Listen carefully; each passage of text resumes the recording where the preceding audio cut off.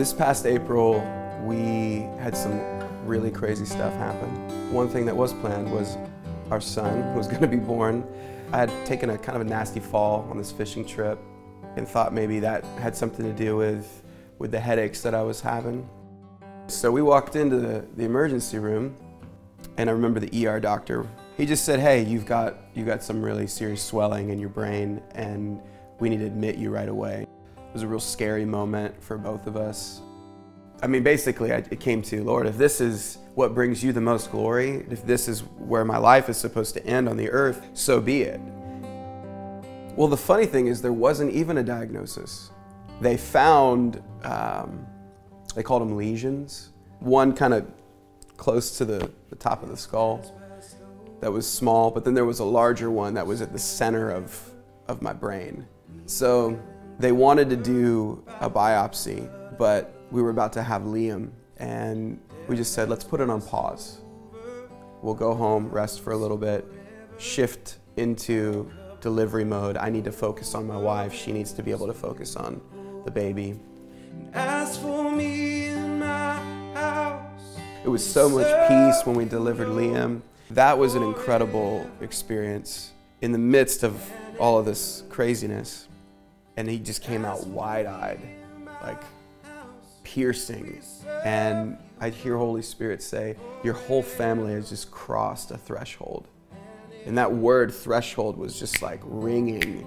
We spent 4 days in the hospital.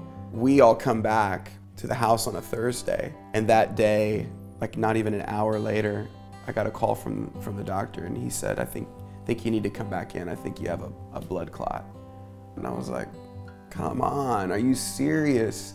So they're putting me on blood thinners to get rid of this blood clot, and they can't do the biopsy because I'm on blood thinners. Meanwhile, my newborn's at home having his first bath.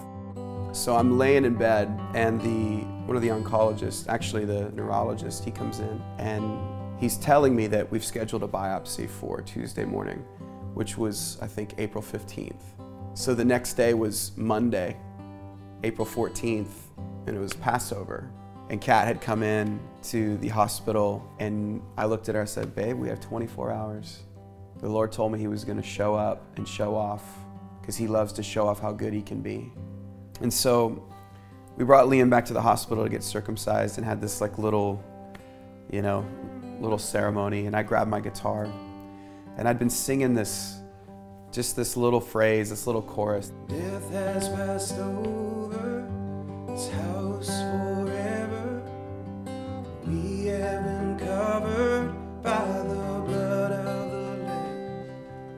And I just sang that over myself, sang it over our family, and then we have this little, ceremony, and we're just singing it. It was a really holy moment.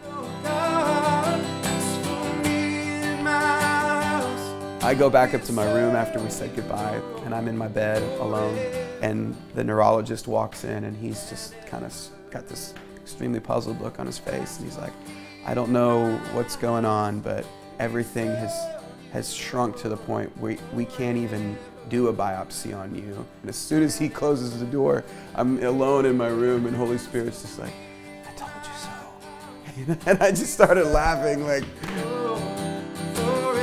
The real point of Passover was you take the blood of this animal, and as a family, as a household, they put the blood over the doorpost. And all of these family members pass under the blood and cross the threshold of their home. And it's in that moment that God enters the home with them. The blood shows him that God now dwells here. What's living is our spirit man and the Spirit of God that dwells within us, that is eternal.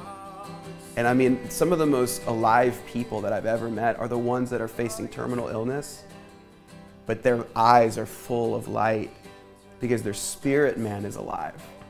And God is looking for people on the earth. They have strengthened spirits who can endure the hardships of life.